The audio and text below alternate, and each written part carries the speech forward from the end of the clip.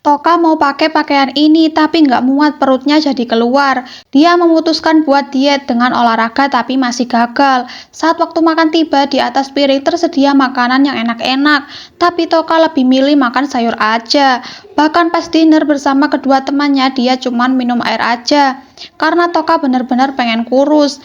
Keesokan harinya Toka mau olahraga lari. Pas sudah di tengah jalan, dia ngerasa pusing, lalu pingsan. Toka segera dibawa ke rumah sakit. Beberapa saat kemudian dia sadar lalu pingsan lagi. Pas sadar lagi, rambutnya rontok dan berakhir gundul. Dia mendekati orang tua dan temannya tapi nggak bisa dipegang. Pas ngeliat di kasur, ternyata dia sudah meninggal. Toka kaget dan teriak, ternyata itu cuma mimpi. Si dokter ngasih saran supaya dietnya nggak berlebihan, guys. Toka sedang hamil sama suaminya, nggak dibolehin kerja, tapi si Toka ngeyel banget, dia tetap mau kerja. Setelah 7 bulan kemudian, Toka sakit perut mau melahirkan. Pas di rumah sakit, kondisi Toka sangat kritis. Setelah beberapa jam kemudian, bayinya udah keluar. Suaminya segera ngecek dan ternyata anaknya gandeng kembar siam. Mereka sedih ngelihatnya, lalu sang suami menjual rumahnya untuk biaya operasi bayinya. Setelah terjual, bayinya segera dioperasi dan berhasil dengan selamat. Kini mereka pulang, tinggal nyari rumah lagi, guys. Para hewan ini main layangan tapi gagal terus hingga ditertawakan oleh burung ini. Karena mereka nggak nyerah, alhasil mereka naik ke atas buat nerbangin layangannya. Tapi dua hewan ini malah jatuh, udah ditolongin tapi nggak berhasil. Tinggal dua hewan ini yang bisa naik ke atas dan juga ditemani tikus. Akhirnya si kucing bisa naikin layangannya sampai atas, tapi beberapa saat kemudian angin sangat kencang hingga membuat layangannya terbang bebas. Mereka hampir saja ke bawah ke langit, tapi untungnya mereka pegangan ke pohon ini dan masih selamat, guys. Rumah bocil ini kedatangan tamu. Semua anak kecil diberi hadiah oleh orang itu. Tapi bocil ini nggak minat sama hadiah-hadiahnya. Dia malah mau ngambil payung kuning milik bocil perempuan itu. Bocil perempuan ini melihat ke arah payungnya yang sudah hilang. Dia mencarinya ke atas, lalu ngelihat bocil laki-laki itu.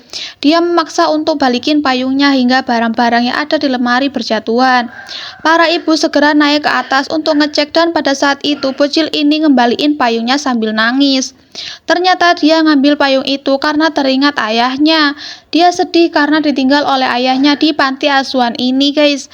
Bocil perempuan ini pun kasihan ngelihatnya. Akhirnya payung kuning itu diberikan ke bocil itu. Kisah makhluk alien lomba nyanyi. Yang pertama, buto ijo ini susah sekali buat jalan. Pas sudah nyampe ke mic-nya malah jadi lembek. Alhasil dia gagal bernyanyi dan pentasnya malah roboh. Peserta selanjutnya, makhluk ini berjalan dengan lompat tali yang membuat panggung dan para juri bergetar. Makhluk ini segera dikeluarkan oleh petugas kebersihan ini. Peserta ketiga, mereka membuat aksi sulap. Awal-awal berhasil hingga semua juri ngasih nilai bagus. Tapi ternyata makhluk itu bukannya kepotong tapi memang ada dua, guys. Dan untuk peserta yang terakhir, dia menampilkan aksinya yang terbaik. Tapi jurinya pada kabur.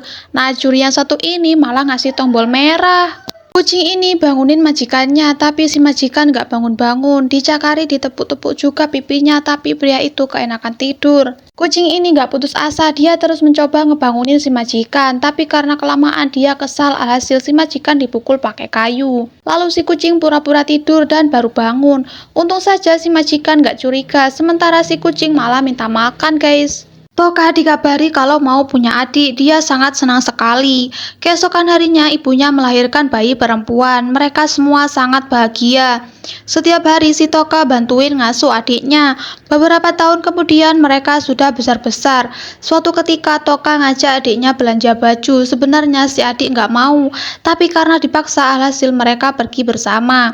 Toka beli baju banyak banget, lalu adiknya yang disuruh bawa barangnya. Si Toka dapat telepon dari Kevin, alhasil semua barangnya dititipkan ke adiknya. Sementara si Toka keenakan teleponan sampai-sampai ada atap yang jatuh. Adik Toka yang lihatnya dia ngedorong Toka biar nggak kejatuhan. Dia terluka parah lalu dibawa ke rumah sakit.